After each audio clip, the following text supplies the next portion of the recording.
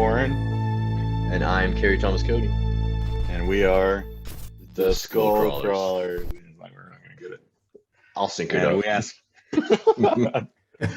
we ask you to suspend disbelief, the show where we invite you to open your mind and expand your horizons as we discuss the paranormal, taboo, and otherwise mysterious occurrences in our universe.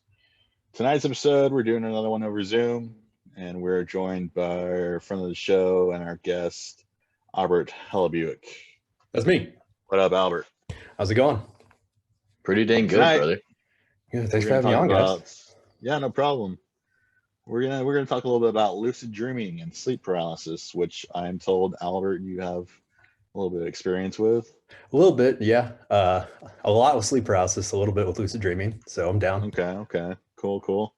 I've tried lucid dream maybe like once, and I couldn't do it because I heard like the thing is like whenever you're dreaming, like look at your hands and like that's how you know you're in a dream or whatever. Or you count your fingers or whatever. See, I always read or like hear stuff and they're like, oh, this is how you check. But whenever you're dreaming, I feel like you don't realize you're dreaming until after you dreamed already. So that never Yeah. made sense to me. How you just like do reality checks or whatever.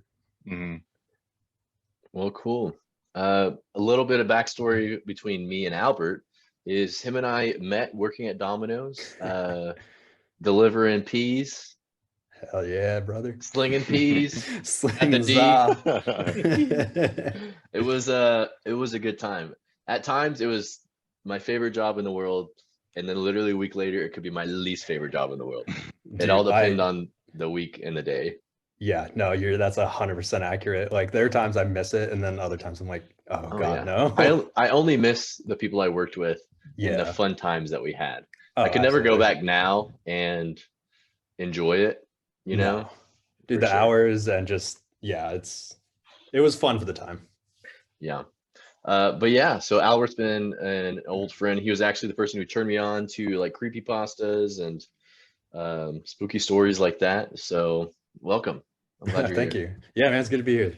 Yeah, totally. You guys have a great podcast going on. I'm excited to be a part of it. For sure. So happy Indigenous Day. We are or Indigenous Peoples Day. We're a day after that, Day late, yeah. day late, and that's all right.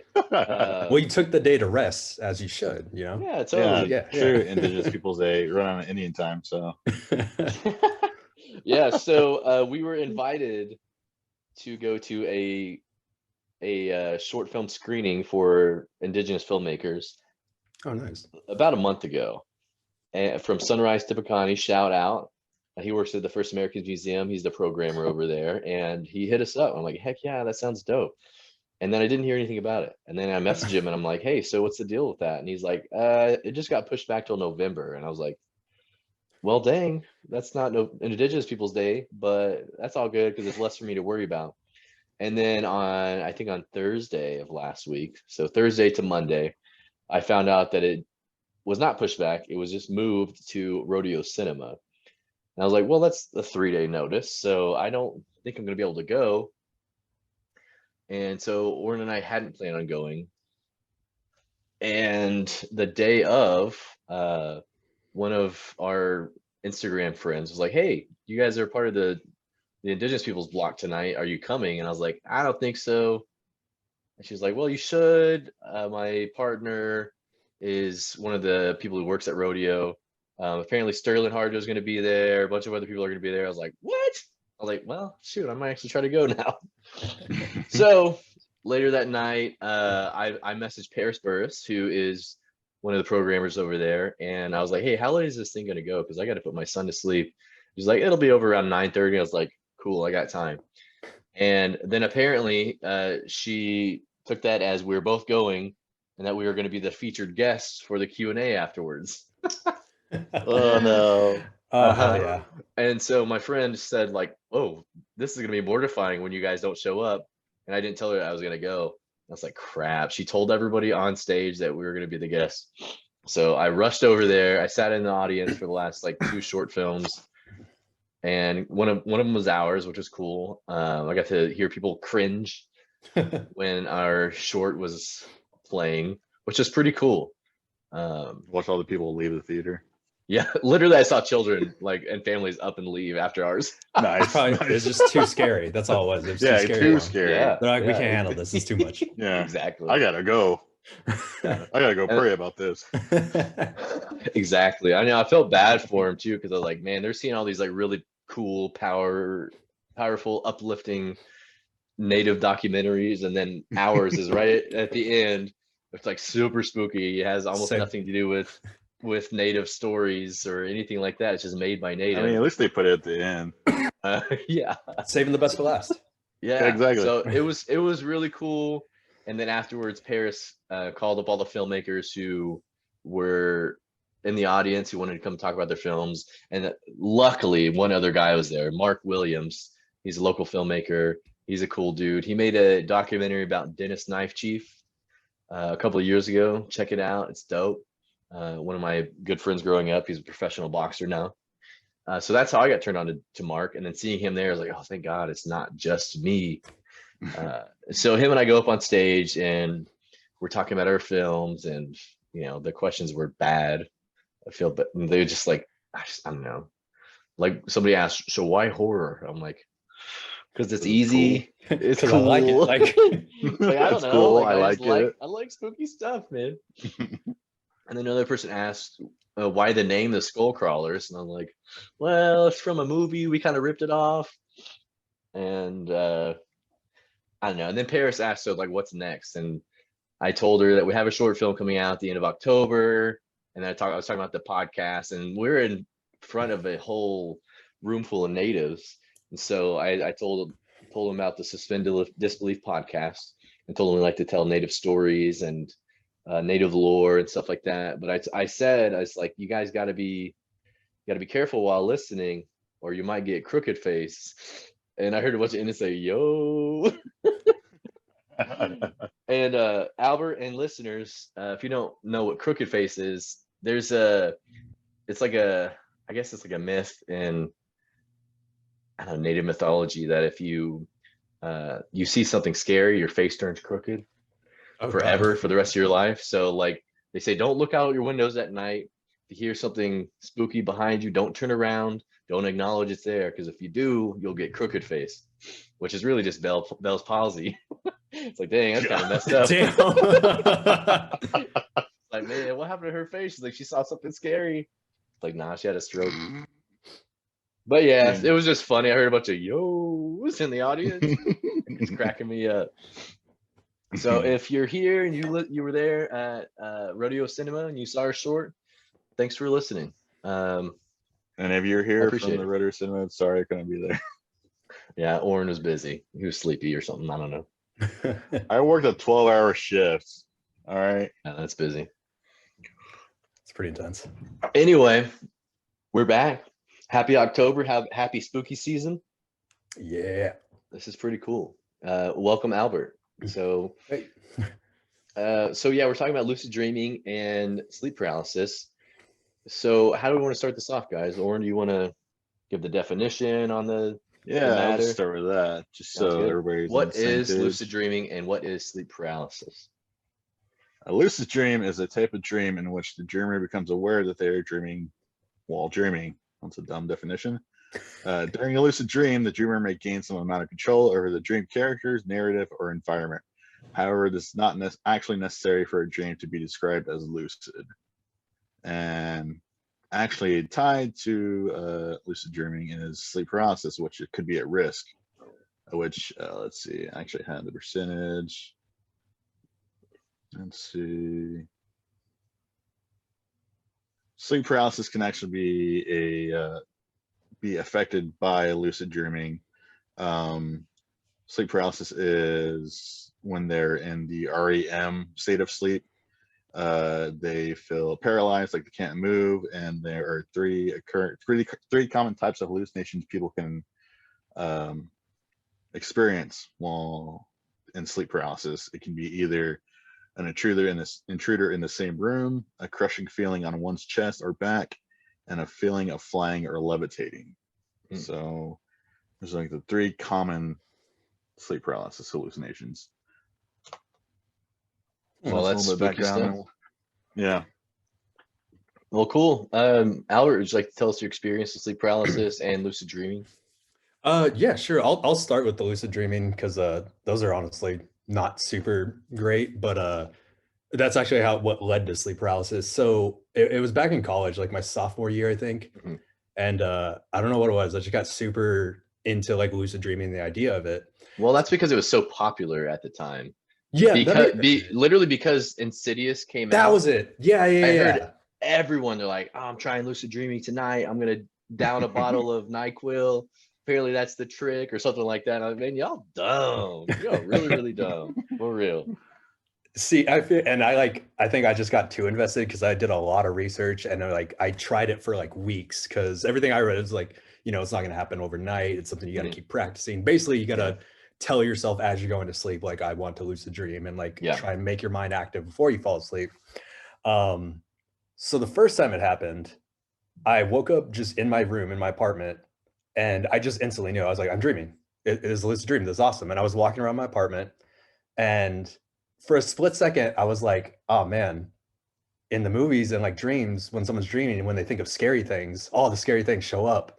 And then like every scary thing I've ever thought of popped in my head. And I was just like, wake up, wake up, wake up. And then I shot up and I was like, damn it, I wasted my chance. Then I had a second one. This was a few months later. I happened to have another one. And I was just walking around like some random neighborhood at night. And I just remember looking around and think, oh, I'm dreaming again. I want to try flying. And I remember I like floated up and I was like flying over a house. I've also read a lot of things that say you shouldn't do that in lucid dreams because your body doesn't know how it's supposed to feel. So it wakes you up. Can confirm that's exactly what happened. I was in the air flying around and I was like, this feels weird. And then I woke up. So those are my lucid dream experience. But in between those two. So wait, so did you take anything or drink anything to try to get you into that mindset? No, gotcha. It was just like focusing on it before I went to bed. Pure will. Gotcha. Yeah. And then whenever you wake up, I think you're supposed to like try and remember as much of your dream as you can, like the second you wake up. And I think keeping a dream journal helps too. Yeah. But yeah, like in between those two lucid dreams, it was like maybe the next night after that first one, I woke up on my bed and I was facing the wall. But I woke up and instantly knew. I was like, someone is behind me and they're gonna hurt me. So what am I gonna do? And I was like, in my head, I was like, screw it. I'm just gonna turn around and start fighting. Like whatever happens, happens.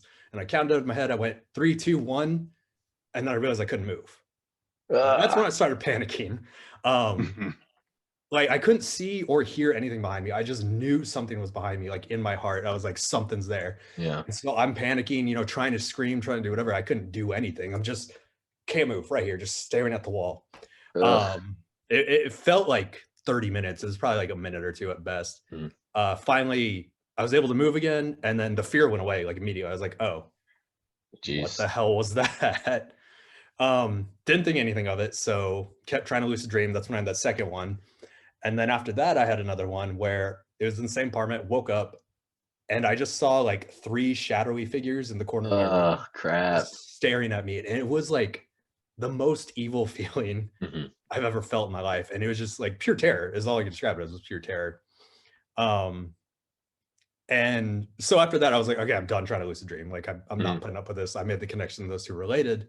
So the lucid dreaming stopped. The sleep paralysis kept happening and still happens to this day.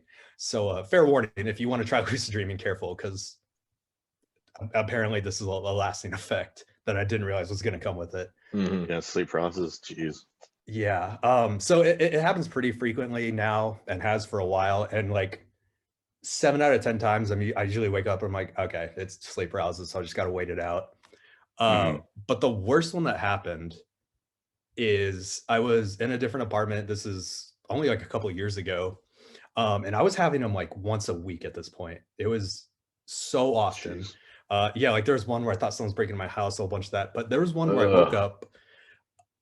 I woke up and I immediately knew. I was like, oh, it's sleep paralysis, it's fine. And I managed to like move my eyes to the side. Have you guys saw the new It, right? Like the 2017 one? Oh yeah. So the leper he runs into at Nebel Street? Oh yeah. A fair description of what I saw standing right next to my bed. No. And at first I was like, oh shit. And then I was like, it's just sleep paralysis, it's fine. And then I realized I could move my arm up. And as soon as I did, it grabbed my hand and I felt it grab like tight, throw it back into the bed. It just started laughing at me and saying, "Wake up, Albert, wake up." And Oh my God. that was awful.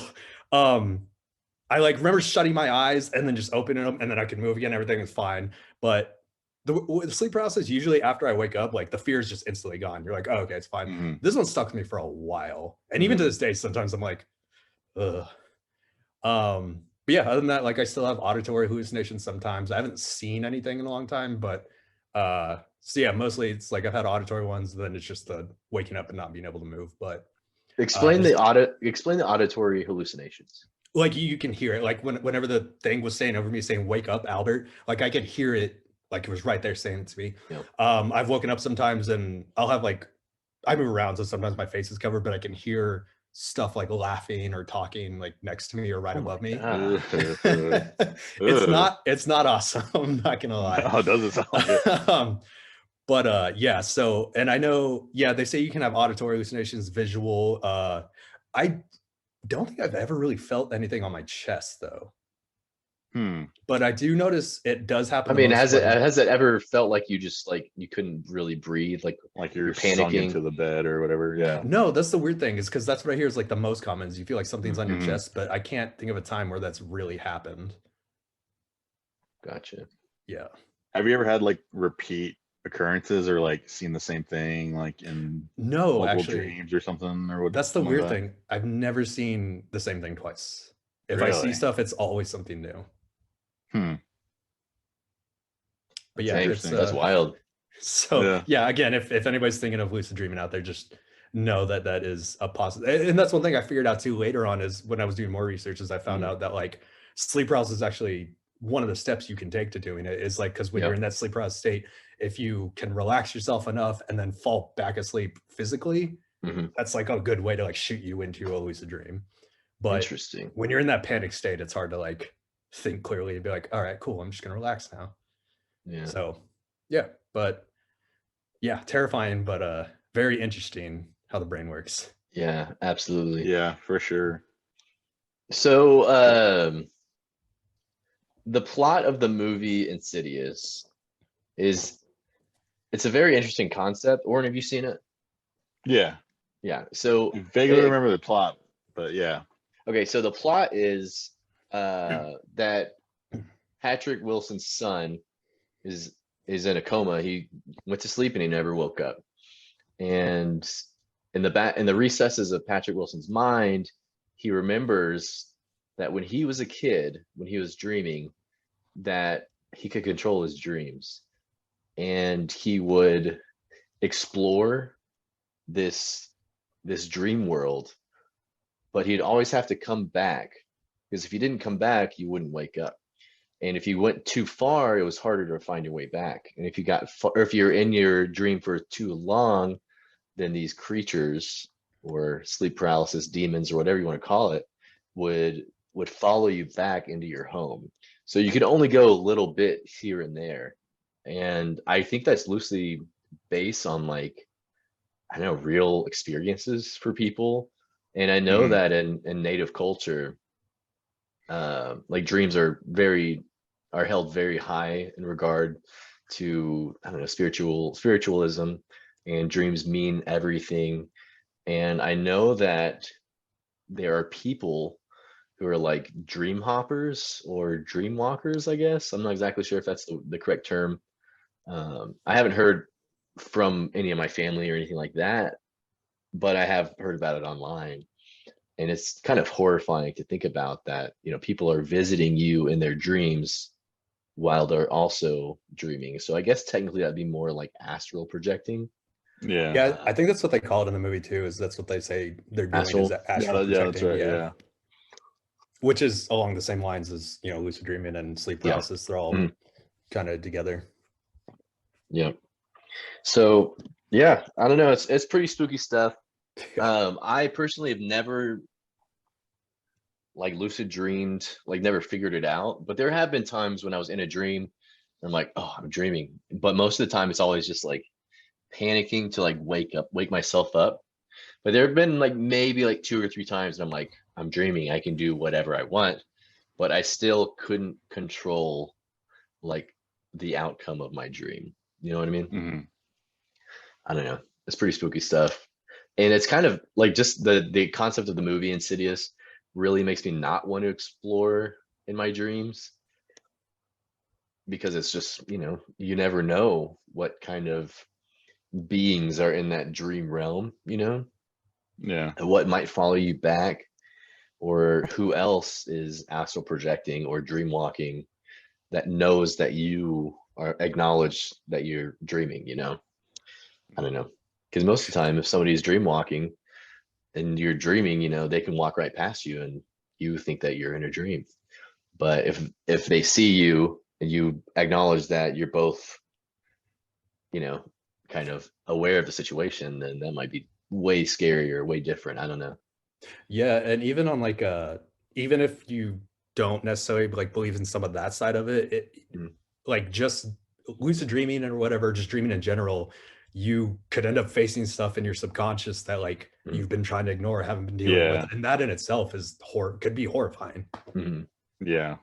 Because like whatever is deep down that like you haven't been thinking of could manifest as something just truly like horrific. So yeah, something that you've been repressing, Yeah, so like on all sides, it's pretty scary. Definitely. Yeah, I did read briefly that lucid dreaming, they sometimes use it to treat recurring nightmares, to where they induce, or doctors, they'll induce lucid dreaming on a patient, like to try and confront their fears, to like alleviate reoccurring nightmares or trauma and stuff like that. That's interesting. I can see that. Yeah. But yeah, it's interesting. I've never like lucid dreamed or like tried really gave it a try, but I have like had dreams where like, I mean, the stereotypical like you wake up and you think you're awake but you're still in dream, and like the multi-layered dream kind of thing. Like Yes. I've had plenty of those, but I've never like tried to lucid dream or like can remember myself like, oh yeah, this is a dream, I'm going to try and control it. Yeah. But those are usually like stress-induced dreams. I have those really like usually about work, or like, oh my god, I'm at work. Oh, I'm still asleep. Thank God. Yeah. Most of my dreams at work is, and for the listeners, Oren and I both work at Starbucks, but it's just me on the register and making drinks, and then the line keeps growing, and it's after God. I'm like, I have to unlock it, or I have to go lock the door, but I don't have time to go lock it. Gosh. Yeah. True nightmares. Getting into the real horror. Yeah. Just the thing I wanted to mention tied to our previous episode, the Travis Walton abduction. I think I mentioned in that episode too, but like sleep paralysis was like a thing around like, or it gained popularity initially in the late 90s. And I was reading a New York Times article where just trying to explain like myths surrounding sleep paralysis, because people usually tied it to like alien abductions, or like that's in most cases that's what people experience with sleep paralysis, and like seeing things in a corner of the room and all that. But like, yeah, sleep paralysis has been a thing for like a while, but there's never been really a name for it. And it's like in various cultures there exists a version of it, where like in Japan there's a name for sleep paralysis, like there's a Japanese word for it, and like, and I think it was in Norway or some Celtic or not Celtic, North European culture, the explanation for like that feeling of having something sitting on your chest is like there's a creature for it, like that just like does that, and like that's how they explain sleep paralysis. Yeah, there's in almost every culture, like you can go back pretty far and there's records of it. Like you can see old like drawings and paintings of like that little demon on the chest and stuff. And actually I have read that like sometimes your breathing, like if you have sleep apnea, you can suffer from it a lot, because like it's your airways getting blocked. That's why you wake up physically or mentally, but like you're still like can't move, is because your body's just like, oh, we're dying, and it's like, we're good. We just it's like trouble a body breathing. response thing. Yeah, so that's why I think a lot of people have the thing with their chest. Yeah, I just thought that was interesting about sleep paralysis. Yeah, it's been around forever. So my very first sleep paralysis story, and I guess I do have a creepypasta that I would like to read, but I sort of hinted at this story in our debut episode of Suspend Disbelief, but I'll go ahead and dive into the details in this one. But when I was 16, I broke my ankle doing a gainer off a trampoline because I'm an idiot. Nice. And As it 16-year-olds was, do. yeah, exactly. It was at the beginning of track season. I think I ran one track meet and I set all PRs and all my runs. And I was a sophomore, yeah. And I was, we had an awesome team. Our relay definitely could have placed at state. So I don't know, it was just it was going to be a good year. And come March, end of March, I did a gainer, broke my leg. It's very stupid. So I had to sit out of the rest of the track season. You started the season, broke all your personal records, and then you broke your leg and just decided, that's the best I'm gonna do.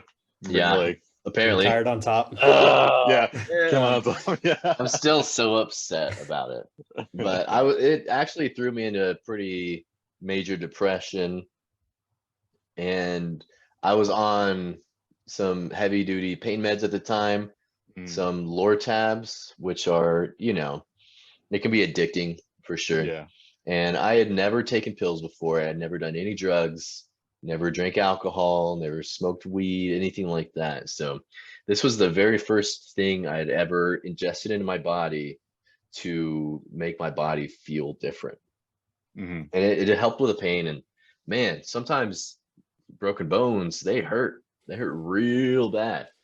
And so there was a good solid like 2 weeks that I was just on crutches, miserable, crutching all around school, watching all my friends run and skate and whatever, and I'm just like sitting on the sidelines. And it sucked because I was like, star athlete, and we're supposed to win the track state that year or whatever. So it sucked. So I was on Lortabs, and then some days I would just like not take them when I was supposed to, and then my mom was the one who would like give them to me every 6 hours or whenever I needed them. And so I would just like not take them, and I would just like keep them or whatever. And then like unintentionally, I would just like take too many all at once because the pain would get too bad.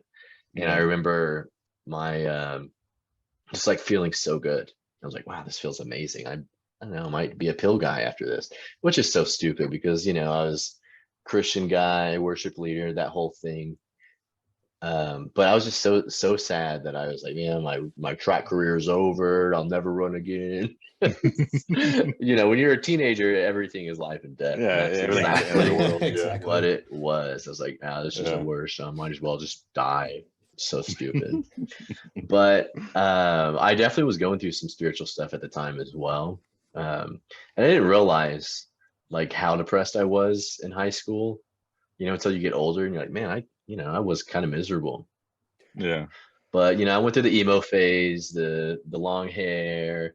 I got my lip pierced probably a couple months before that, and I was like the freaking coolest kid at school, man. I'll tell you what. I begged my parents. I begged my parents to take me to Dead Ringer in Shawnee to get my lip pierced, and they did. I still can't believe they did, but they took me over there. And as soon as they walked in, they were just like looked at the walls and saw like the satanic drawings and stuff like that. They regretted it so much. And then they're like, son, are you sure that you want to get your lip pierced? It's like, yeah, I'm gonna get my lip pierced. If not, I'll just do it myself. And so they're like, okay. And so I get my lip pierced, and then afterwards they're like, do you feel anything from being in that tattoo shop? I was like, no, what do you mean? She's like, I don't know. I just feel like there's bad spirits in there. Yeah, I feel a lot cooler, Mom. Yeah, exactly. Tattoos. Yeah, but I mean, they said the same. Mom. They said the same thing about Hot Topic. Like, don't go into that store, son. The devil store is what my Theo used to call it. So I got my lip pierced, and I was freaking sick, dude. I was sick. And that was like probably a week or two before I broke my ankle. So I remember like being like so emo, listening to Coheed and Cambria just nonstop, and just like taking too many pills at random times or whatever, especially like right before bed. And then one day I felt so bad, I just wanted to die. I really just like wanted to kill myself. And I don't think I've ever actually told this publicly, but I took a bunch of my dad's sleeping pills, not enough to like kill me, but enough to like, stop the pain. Mm. And I remember just like falling back in bed and just like being gone. And I remember like Jeez. waking up in the middle of the night and like opening one eye, and I see all of my family in my room with the light on, and they're just like hands on me praying for me, like Oh, wow. praying in tongues. Holy shit. And I Oh was my like, God. what are you guys doing here? Get out. I'm trying to sleep. But yeah, they seriously I mean, I guess they must have I'm trying to sleep forever.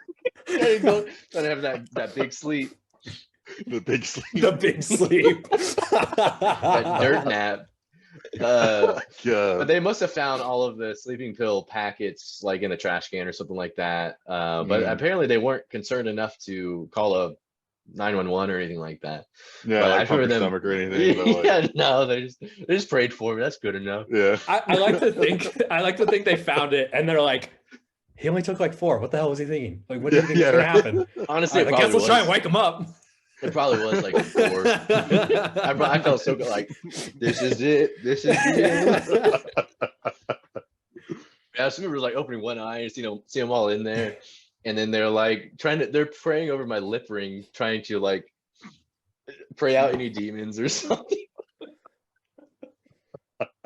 Dude, at least you didn't wake up and they're trying to like rip it out, and they're like, get it out of him. Sure. Dude, they tried. They convinced me to try to get it out. Like, no, dude, it's totally fine. I'm fine. So it was Sick. probably, I don't know, like a week later, and I took too many Lortabs before I went to bed. And I was just in that like zen, I was like, oh, this is you can't feel any better than this, And I was like, this is gonna be my life. Like I know some guys at school who sell pills or whatever. I was gonna find them. And I went to sleep and I was dreaming. And at the time I was dating this girl. And in my dream, we were just walking out of my house. And then I remember stopping in my dream. And then she like walks and like turns around. She's like, what's wrong? And then I just fall backwards.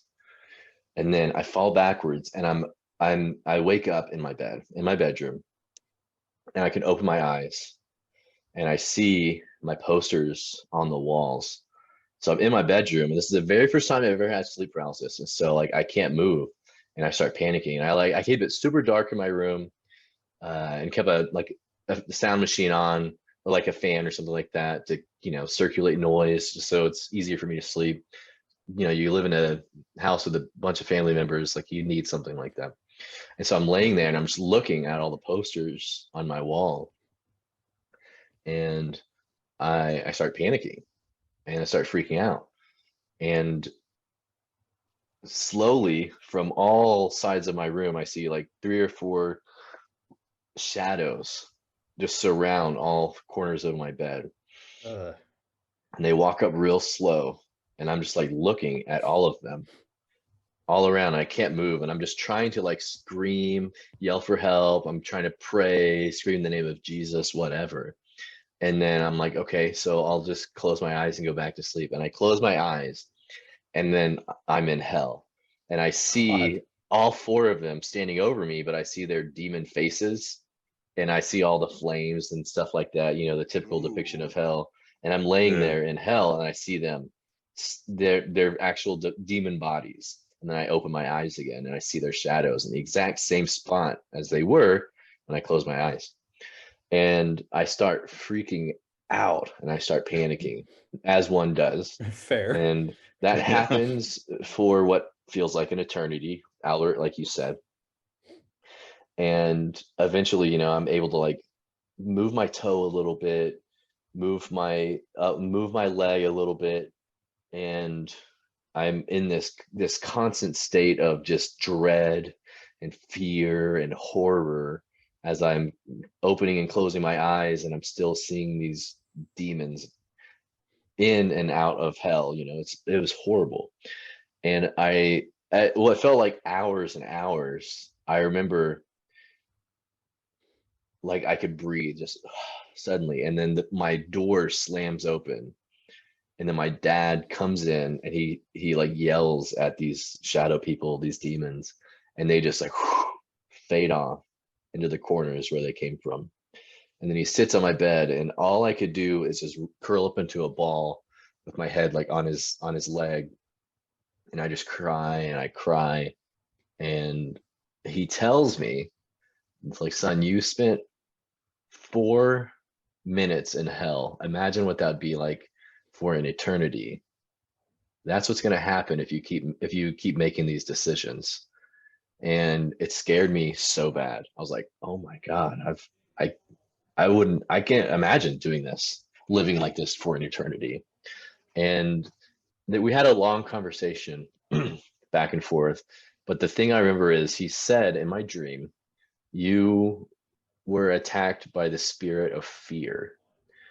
And in hell, fear isn't just an emotion that you feel that you can just not be scared, you know. You can go outside and be like, it's not real, and then just like not be scared. But when you're in hell, fear takes over a whole new form of torture, and that's what I was experiencing. And he told me that, and I apparently just went back to sleep, and I woke up about 7 in the morning, and I was crying. I bawled my eyes out. And I remember waking up, and I went and took a shower, and I sat in the shower, like a cool emo kid, and just the water just like it's like you can't see my tears when I'm in the shower.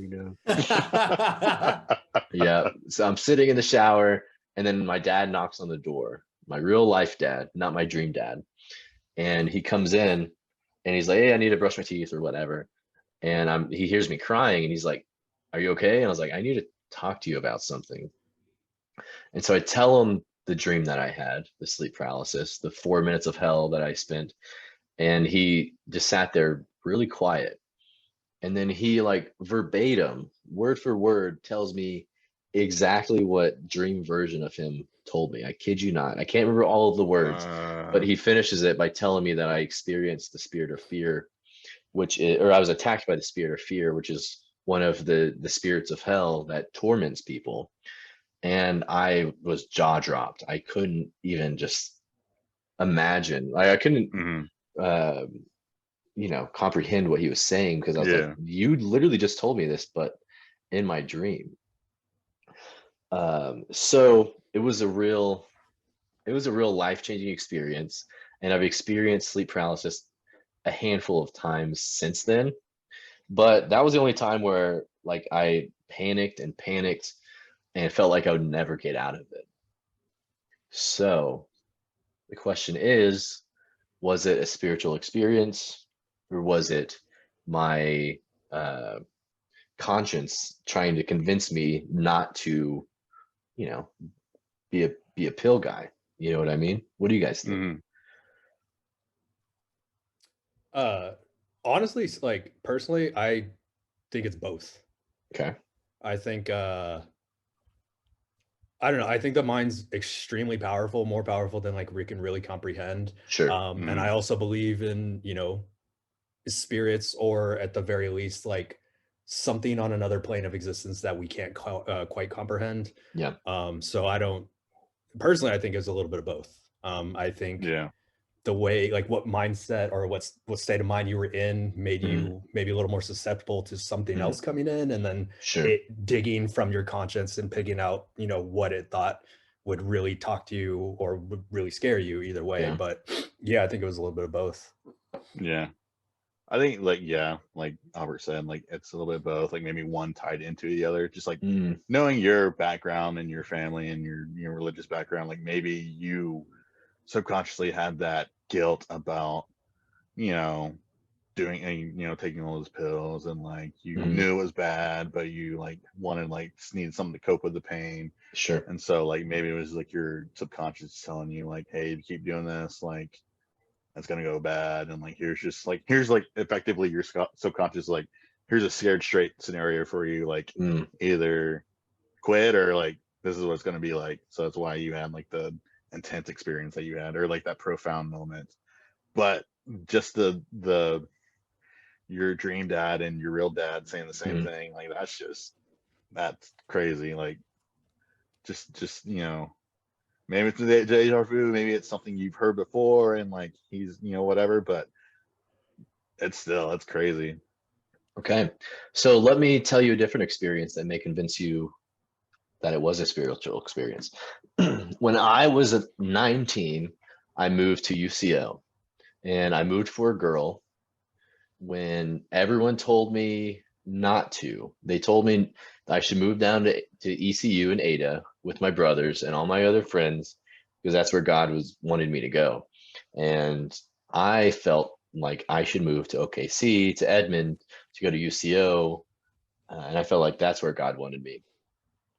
And I moved, and within a month, my girlfriend and I broke up. And after that, for months, for probably 4 months, I was completely miserable. I worked at Domino's. This is before Albert and I met. This is before he worked there. And this is towards the end of 2010.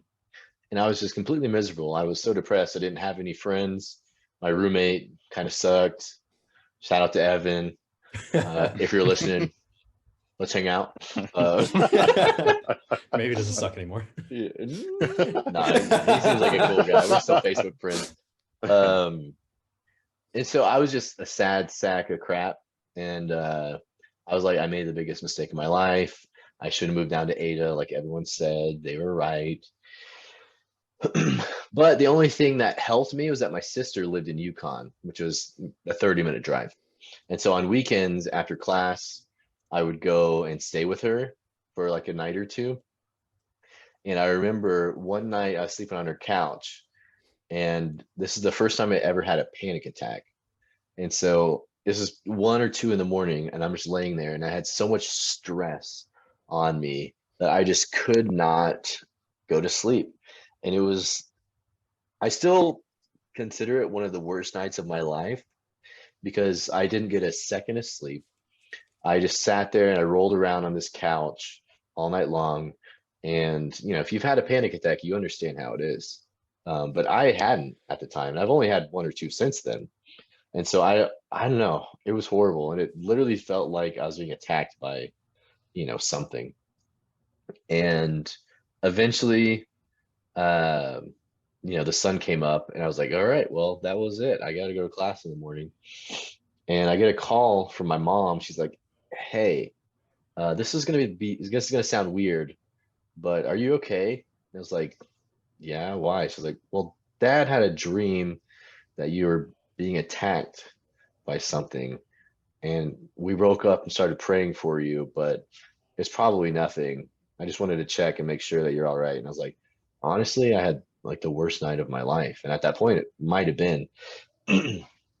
And she's like, well, that's super weird because your dad felt like you needed us. And I was like, ah.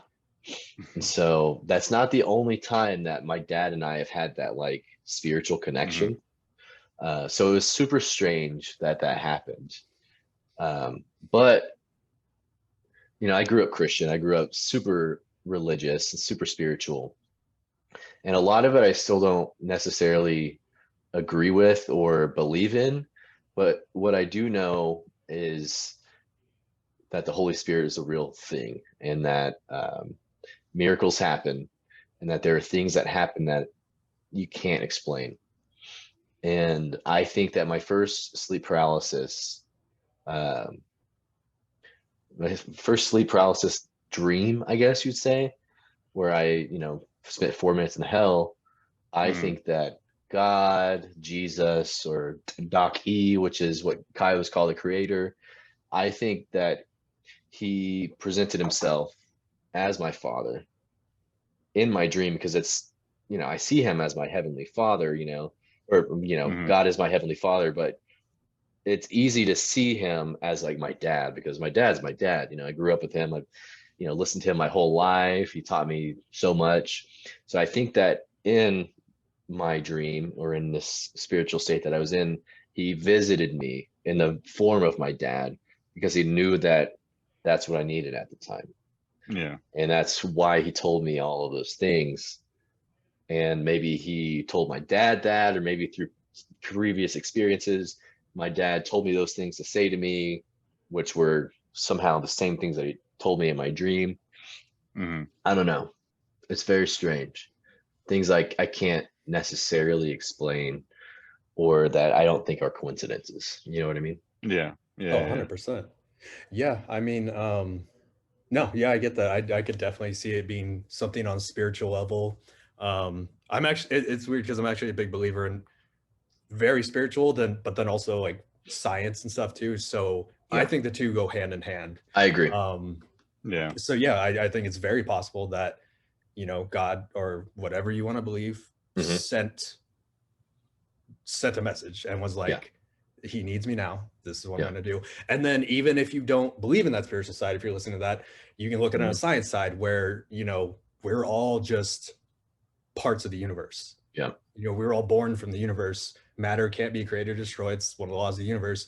For sure. It's very viable that we're all very connected in some way. You know, family's Yeah. probably a little bit closer, so something like that could still happen. So whichever side you look at it, I 100% believe, yeah, it was supposed to happen and it was a message being sent. Whether, again, if you want to look at it from a science side or a spiritual side, I think, yeah, it was meant to happen, and I think it saved you and sent you on, you know, where you were supposed to go. Cool. Oren, you Yeah. feel the same?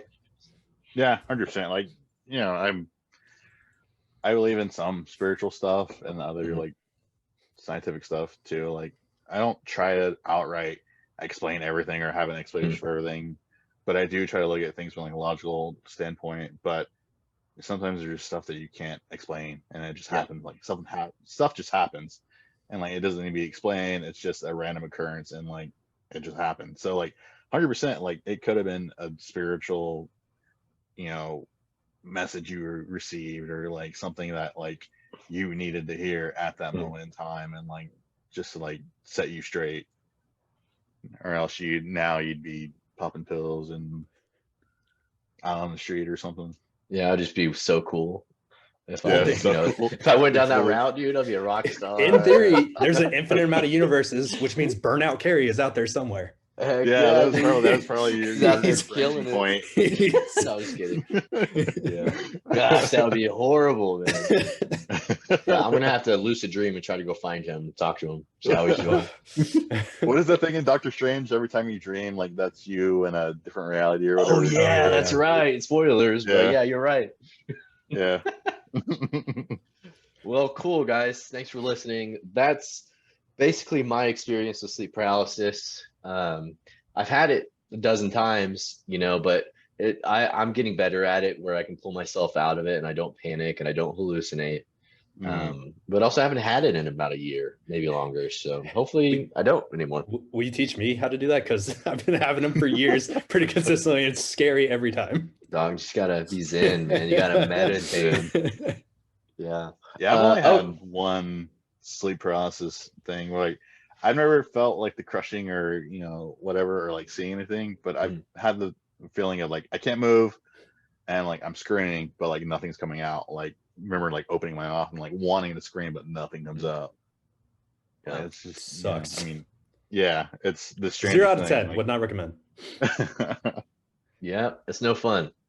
So, I watched a couple of videos earlier to talk about lucid dreaming and how to get into that headspace. And Albert kind of mentioned it earlier, that you have to like really think about it before you fall asleep to try to make yourself aware of it, and you know, when you're in that REM cycle. But yeah, this YouTube video I was watching earlier, she was talking about you have to get in the right brain waves, and so you can do that by meditating and it's like radio waves, you know, how there are different frequencies, and you can find those frequencies if you change your frequency around to try to link up with it. Well, there are different frequencies that people dream at, and you could tap into that while you're still conscious, while you're asleep though. And that's how you could kind of get into that lucid dreaming state, where you're aware of what's going on. But there are dangers of that as well. But the story that I have is kind of about that. So let's dive right into it, guys. It's gonna be fun. Let's go. I'm down. Hang tight because it is not on my phone anymore. Gotcha. Hold on. All right. We're gonna edit this out. Edit this out. Edit this Edit out. this out. Cut this out. Cut this, cut this, cut this. Cut this. All right. You guys ready? Yeah. Yep, ready. I'm a scientist specializing in sleep and dream science. I made an awful discovery about lucid dreaming. I'm really sorry if any of this is incoherent. I've not slept for longer than a couple hours at a time for nearly 5 days. As a sleep scientist, I can tell you now that this is wrecking my clarity of thought, speed of reaction, emotional well-being, psychological stability, intellectual processing, and even my quality of digestion and strength of immune system. I know exactly how ruinous I know exactly how ruinous not getting enough sleep can be, but I'm still afraid to sleep. I work in a sleep laboratory connected to a barely mid-tier university that, thanks to a generous parental endowment following the suicide of an insomniac student, has an incredibly well-funded sleep science department. We attract leading researchers in the field, despite the university's numerous drawbacks. I transferred here at the beginning of the new academic year, and we launched a series of experiments focused around lucid dreaming. At this point, for non-experts, I should probably explain what lucid dreaming is. Your sleep is split into two different kinds, deep sleep and dream sleep, known as REM, rapid eye movement sleep, because, well, that's what your eyeballs are doing. During deep sleep, your brain waves are slow, regular, relaxed. During REM's dream sleep, your brain waves are almost identical to your waking brain waves. Most people don't realize that they are dreaming until they wake up. However bizarre, frightening, or glorious dreams are, they feel real until it turns out that they are not. But a small percentage of people that are aware they are dreaming can even use this knowledge to control what happens in the dream. These people are known as lucid dreamers. We'd set up an experiment in our lab using 7 self-declared lucid dreamers from our We'd set up an experiment in our lab using 7 self-declared lucid dreamers from the student community. Of the 7, 4 of them turned out to be exaggerating their actually non-existent lucid dreaming abilities. We do have ways of checking this. The remaining 3 didn't provide a big enough control group to gain credible results, but they proved themselves to be genuine lucid dreamers, so we thought we'd run this as an early version of the experiment to iron out the kinks and then go bigger next year when the funding was renewed. Our aim? To see if we could reproduce the same narrative in every dream, again and again. So isolate the parts of the brain that say things like, for example, opens a door, talks to a person, eats a cake. Eventually, perhaps many decades down the line, we'd know both how to read dreams and even create them. At this stage, our narrative was simple. It went like this. 1, as soon as you're aware that you are dreaming, you need to move to a room of your creation.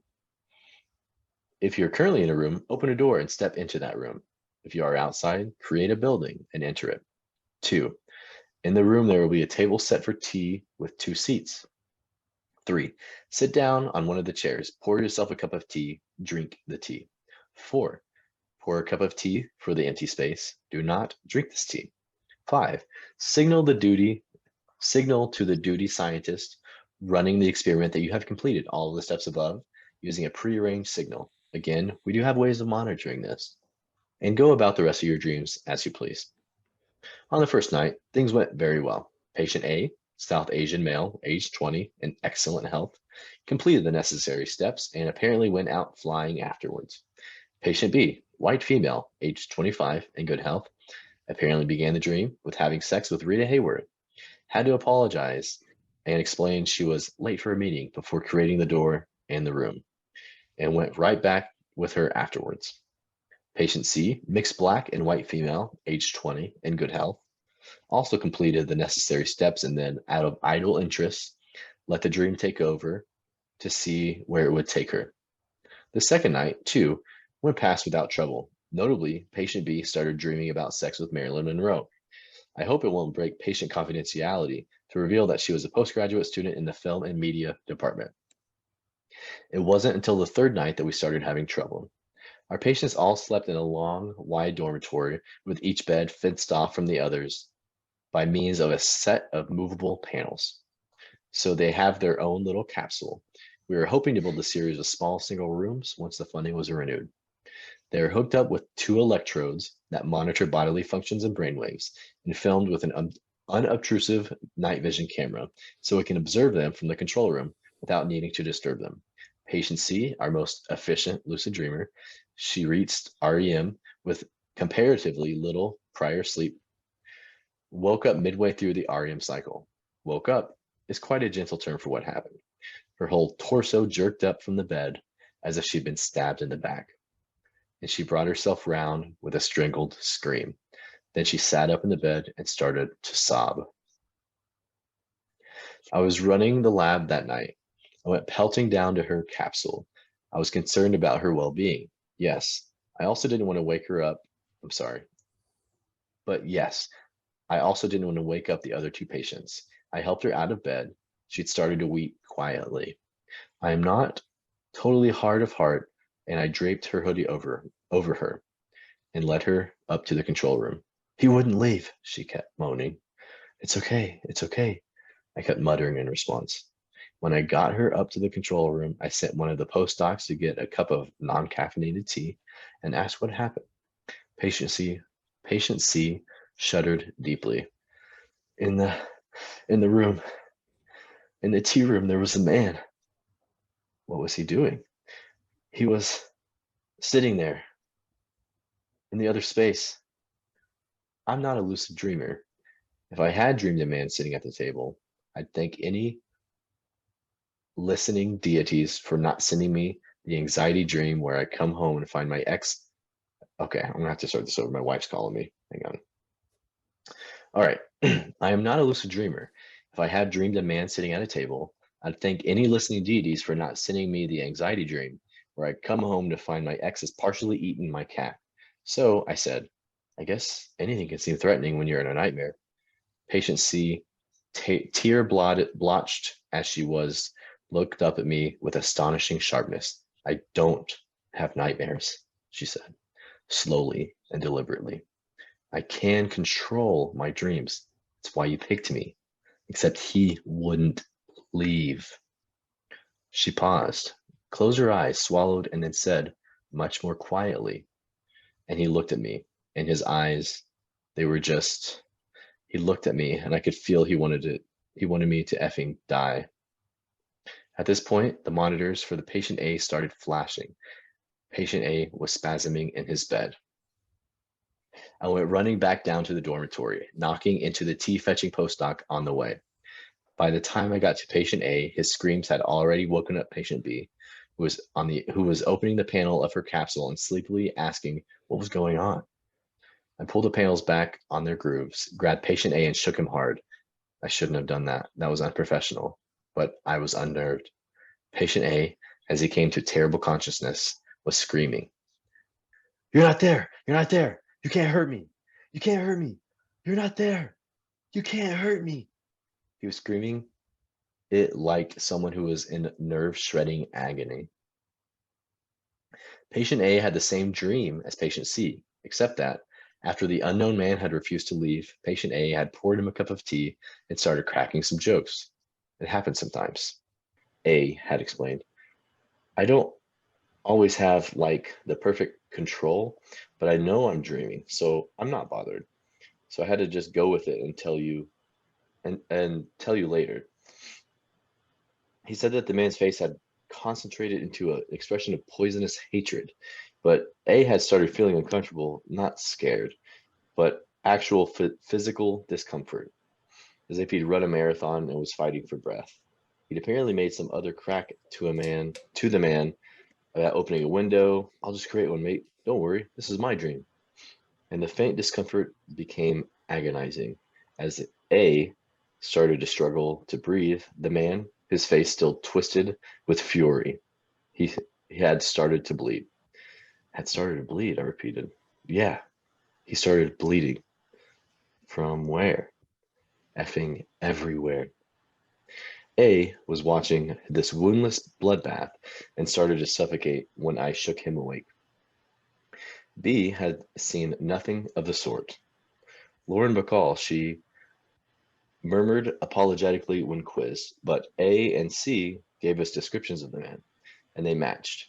About 21 years old, cheeks marred with rosacea, well, crazy ruddy, according to C, blotchy red, looked bad, according to A, limp, greasy hair, bloodshot eyes, deep, deep shadows underneath them, a crooked front tooth, pouchy belly visible beneath stained t-shirt, face exhausted and full of hatred. I'm sorry to say the primary reaction of the lab was buzzing excitement. It seemed we managed to create a shared figure, perhaps dredged from the primal depths of the human unconsciousness. Using our skeleton dream narrative, the lab supervisor, my direct line manager, insisted we'd run the experiment a fourth night. Patients A, B, and C were trepidatious, but everything looks better in daylight, doesn't it? So night 4 began. I wasn't there.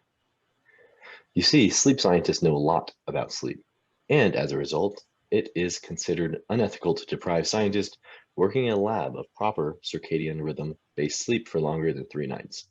I wrote my thesis on health dangers of the night shift work.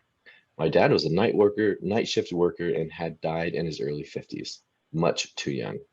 So I went home to my cat in my enormous apartment, which I could afford because the funding for the department is so substantial. It pays decent salaries. Good. Even good salaries in British academia. I hope this might explain why. When I found out what I did when what happened to me happened, I didn't quit on the spot. I went to bed. I dreamed. I dreamed about shopping for rainbow paint at a hardware store. It was the latest thing on Instagram. I hated it, but my ex, who for some reason was no longer my ex, was insistent we paint my apartment with him. In my dream, I wandered up to the store employee with an IG picture on my phone. Excuse me, I mumbled, but I'm trying to find the paint that comes out of the tin as a rainbow, pastel preferably. Sorry. The employee turned around and fixed me with an expression of the deepest, purest hatred. Sallow skin with blossoming circles of red, wretched, pouchy eyes, a snarl that revealed a single crooked tooth. I turned and ran. You know what it means in a dream, I thought, and I started to move excruciatingly slow through what felt like a treacle.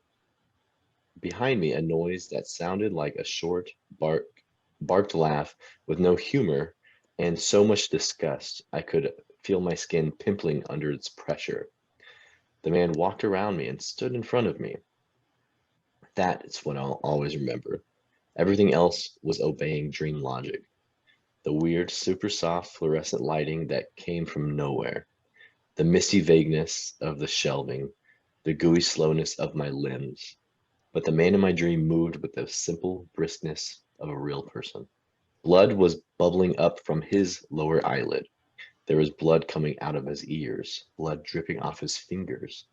From a source under his sleeves, there was still this trickle run, though by now was taking me towards him. I was aware of a horrible pain in my throat, far too intense to be dreamt. It felt as if I were being strangled. I was starting to lose consciousness. In my dream, I was starting to die. I woke up sharply, with a howl because my cat had bitten me on the face. He leapt off of me as soon as my eyes opened, and sat on the floor beside my bed, haunches raised, hair on end, making a low rasping growl. I touched my cheek. I was bleeding where he bit me.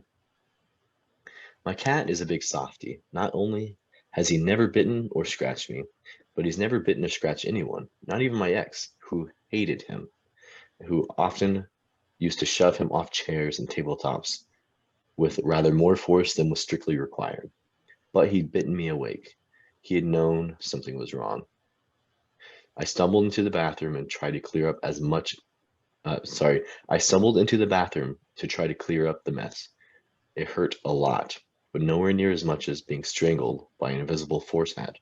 I tried not to think, and would probably get infected if I didn't douse it in TCP.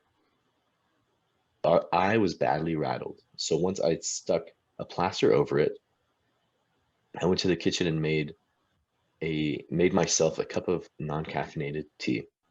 I went back to my bedroom and tried to soothe my freaked out cat. So it was a little while before I thought to check my phone. 5:16 a.m. One message from the sleep lab.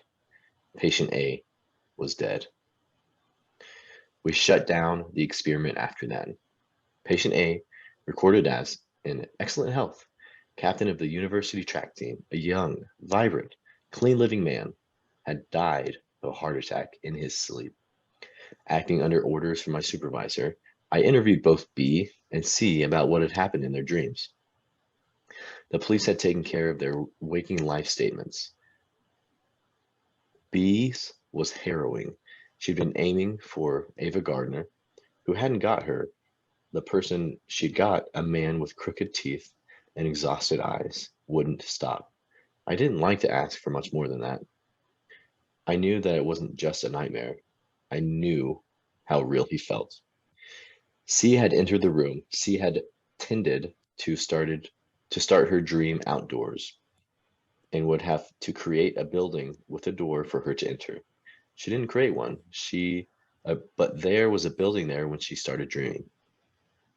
She walked away from it. As she walked, buildings started to mushroom up, crowd in on her. What had started as bucolic landscape, loads of green space, beautiful and wide, rapidly changed into a silent, empty city. She refused to open a single door. As she walked, she could feel faces, or rather, the same face, peering through the windows at her, locked in its grimace of pure hatred. She never looked at it directly. She kept walking. Even as the streets narrowed and the buildings became more decrepit, she walked until she found the road ended in an alleyway with a single squat building at the end, a door ajar. She turned and tried to leave, but no matter which direction she turned, she was at the end of an alley, and the only way forwards was through the door. Fortunately, a strange word to use in the circumstances, the furor, what is that? How do you guys know how to pronounce that? Furore. Pure. The furor Yeah. around A's sudden death woke her up. I emailed my write-up for the reports. I emailed my write-up of the reports to my supervisor, and he emailed back almost immediately asking to see me. He was in his office, filling out paperwork. I'd assumed it would be insurance paperwork, following the death of the patient in the lab, but it wasn't. It was funding paperwork. I am sorry to say that I read it upside down. I was rattled, in pain and tired. I snapped at him. You can't seriously thinking of applying for funding for another year? After this? He smiled deeply. A man has died. And without funding, he said, the department will die. My job, your job. The postdocs, the junior professors, the TAs, the students, all of them done for. The university hasn't budgeted for us because they're expecting us to apply for the endowment. They haven't budgeted for us? I spluttered. Why wouldn't they budget for us? We're part of the university. He gave me a long, slow look. It's a little different here to what you're used to, he said, rather coolly, and I flushed. I don't want to boast, but I got my undergraduate and postgraduate degrees from some quite prestigious universities, which, yes, do have a lot of money. I wasn't expecting to land a job in nowhere, but the endowment had made this department rich, and that had attracted the best researchers. And, well, I had gone through a breakup, and here I was. I was aware that my interdepartmental nickname was the Toff. I preferred I preferred it to the earlier posh cunt. So I was a bit confused and too flustered to say anything, and looked down at the paperwork again. One of the pieces of paper that was headed the John Riney Foundation had a little picture of the man I presumed was John Riney. It must have been an official photo for an undergraduate student card. He was beaming against a professional photographer's blue background, wearing a plain green sweater. Even upside down, I could see that he had a crooked front tooth. In that young, happy, open face, it looked rather charming. I felt a wave of nausea rise up through me and had to steady myself on the edge of the desk. My supervisor saw the stagger and followed the line of my gaze. Oh yes, the endowment. Poor John. I was a postdoc when he died. Not an experiment I was working on, thankfully. It reminds me a bit of this situation. I swallowed, my mouth suddenly dry. I was remembering the John Riney of my dreams with his exhausted, insomniac eyes. He came here to have his insomnia cured? What? My supervisor looked rather startled. Oh, I suppose this was a long time before. No, John Riney was in perfect health. He was part of an early experiment on lucid dreaming, back when we were trying to figure out how to measure lucid dreaming at all. You know how they used to think that it was self-mythologized? Like they used to think about the female ejaculation? Anyway, the process wound up giving him severe insomnia. And you know as well as I do that the lack of sleep, what it can do to a person. This was like nothing we'd ever seen before. He'd go without sleep for weeks at a time. Awful stuff. He killed himself in the end. Killed himself, I repeated weakly. Yes, said my supervisor. A terrible shame. His parents set up the foundation, which gives us the endowment. It's nice. Anyway, actually, when you think about it, he lives on through our dreams. I left the office without saying anything. We broke for Christmas. I still haven't slept properly in nearly 5 days because I don't want to sleep deeply enough to get to REM sleep. Deep sleep always comes after deep sleep. I'm sorry, dream sleep always comes after deep sleep. The largest quantity of REM sleep comes in the last couple hours of a night, but I can feel my eyelids drooping even as I type. I can't sleep. I can't sleep. I can't sleep. I mustn't. Oh God, I need to sleep. Please help me. And that is the end of the post. Okay. Oh, chills. Wow, man, I really do have chills. That's gross. Yeah, So that dude's just Freddy Krueger now? pretty much. I Living didn't even think about dreams. that. Yeah. I don't know about that last, I guess not last time, but while you were reading it, I was like, oh, this is like straight up Freddy Krueger. Yeah, that's a good point. I didn't even think about that. Yeah, I was gonna say I didn't make that connection. That's perfect. Yeah. Mm-hmm. Yeah, it's man, makes me want to jump out a window that I build in my own dreams. No, I'm just kidding. I need to go buy Yeah. some light. Yep. So that's a story. That is the Are No Sleep story. I am a scientist specializing in sleep and dream science. I made an awful discovery about lucid dreaming. It was written about 4 years ago. Who is it? So say who it was by? yeah, that's sorry. I should have mentioned that. Give me just a second. Let me look. Are you good? Posted by darling_bird1. Okay. And I'll link that in the description below, so anybody who wants to read can. And there's lots of comments about people commenting their stories of lucid dreaming. So if you want to dig more into lucid dreaming, it's there. You could check it out. To me, it sounds horrifying, but not horrifying enough that I wouldn't try it. I don't know. Yeah. Albert, I know that you're not down for it because you've done it. I'm a strong advocate for not doing it. Yeah. I've walked that path and I regret it. Yeah. So maybe we should do a skull crawlers experiment on lucid dreaming, Oren. Whatever. No, you can. What? Come on, man. Oren, are we wearing the same shirt? Are we?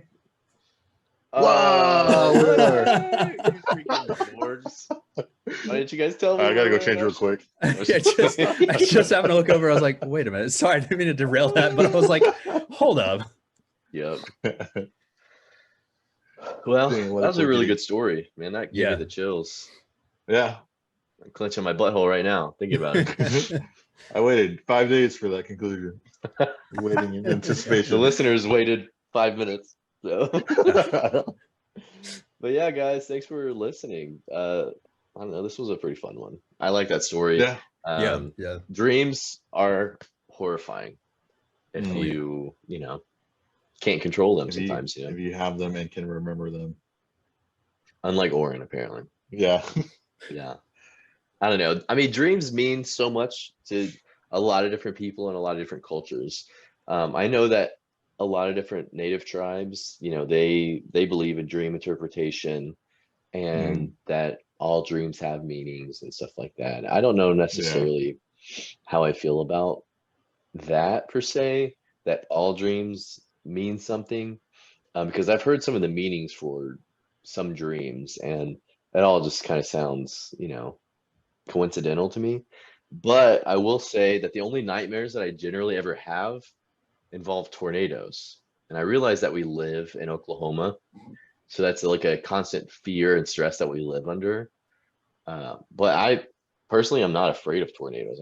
I find them exciting for some reason. Spoken like a Like, true Midwesterner. yeah, I mean, scary, but Yeah.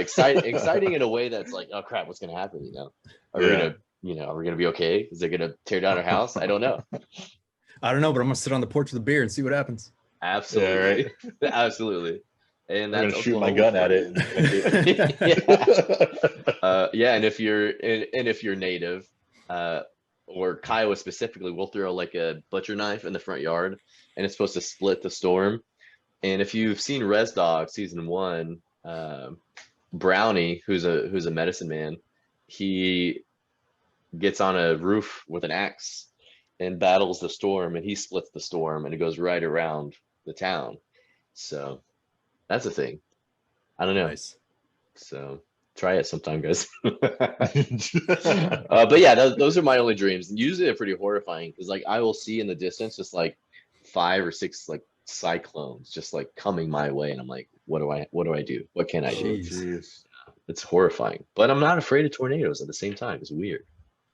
So yeah. Yeah, there's got to be something to like the dream interpretation thing. Like, it's just interesting that there is a way to interpret dreams because it's such a shared experience that everybody like kind of like experiences like the same archetype for a dream or whatever, like Sure. falling or like Yeah.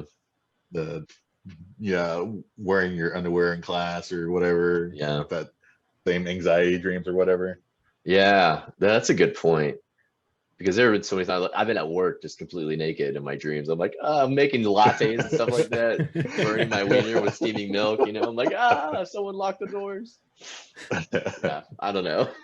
I hate those dreams. So yeah, there's got to be something to that type of stuff. Maybe I just need to do more research and see how I feel about it. But I grew up, super religious, super. What's the word I'm looking for? Evangelical Christian. And so like we were always talking about interpreting dreams and stuff like that. We're on mission trips and whatnot. And there were some times that we would all have like weird shared dreams. And we're like, this is strange. Like we all had wet dreams last night, or who's in yours? Well, guys, it's crazy. We all peed the bed at the same time. What the hell? We all peed in my bed at the same time. But no, I do remember on this mission trip, we all had like weird dreams, like nightmares almost the same night. And we're like, this is weird. And so we all talked about it. And of course, somebody was there interpreting it, talking about like, this is spiritual warfare, blah, blah, blah, I don't know. I wish I like could remember that better, but I do remember stuff like that.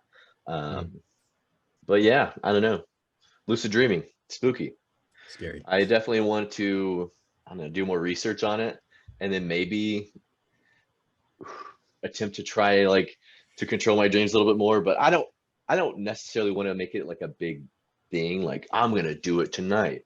I just want to like when I'm dreaming be more aware. Because there are some times that I'm in a dream that I'm like, this is a dream, but it's not like I can control, like building a building in front of me with a door and a window or anything like that. Like, I don't know. I feel like that's super advanced, Yeah. lucid dreaming. Albert, you've done it. Like, you have any tips for anybody curious to want to try it, or like what the process is like, how to do it? Yeah, I mean, the best thing, like Cary said, is like you'll want to do a lot of research, look into it, read articles. It's just something that you got to have a lot of patience and practice a lot. You got to get in a rhythm, make sure you're going to bed like at the same time every night. Just have it in your mind when you're going to bed. Like you want it to be like one of the last things you're thinking of. Keep a dream journal is probably a good idea. Write in it like as soon as you wake up, so you start actively thinking about your dreams. Those would be my tips. My last tip would be don't do it, but that's just me. Because it has had some lasting effects that I would rather not have, but it was still cool. Cautionary tale, don't do it, but if you're ever curious, you could end up with a lifetime of sleep paralysis, so just heads up. Yeah, that could happen. Heck yeah. Well, dope. Well, anything else, guys, before we end this episode? Do you want to talk a little bit about Halloween, or you want to save that for later? We'll end this episode, and then you and I can create a new Zoom room, and we can just make a review on it and post it as well tonight. Anyway, Albert, dude, thank you so much for coming on. Thanks for being on the show. Dude, thanks for having me, guys. Can you plug your new podcast? Yeah, thanks. Awesome. Yeah. Me and one of my friends, Ryan, have a new podcast coming out called the Statesman Podcast. If you are into history or comedy, definitely check it out. We basically do deep dives on all 50 states in the US, kind of find obscure facts, random trivia and stuff, and just, shoot the shit. But it's a good time. If you're in any of that, definitely check it out. Statesman Podcast, check us out on Instagram and TikTok. And first episode's actually coming out this Monday, the October 17th. Sweet. Yeah, and so that look out for that. Wow. Okay, so when you guys listen to this podcast will already be out, so we'll have a link below. So yeah, we'll have a link for sure. Hopefully you guys have a link tree so they could just like find all the stuff. Yeah, I'll send all the info and stuff. Put that into our description. And again, thanks for coming on. Dude, thanks for having me. Sign us off. Yep. Well, that'll do it for the show. Thank you for tuning in. And if you like the show, please rate and review us on Spotify, Apple Podcasts, Google, or your podcast app of choice. You can find us on Instagram at the Skull Crawlers, on Twitter at _Skull Crawlers, and on YouTube by searching for the Skull Crawlers Movie Club or going to bit.ly/Skull Crawlers. And as always, sleep with one eye open because you never know who's watching. Good night. And thanks for wearing your brown pants. Albert, sign off. Albert, final words. Thanks for having me on. You guys are awesome. Keep spooking people. You got it. You got Later. See you guys. All right. Sweet.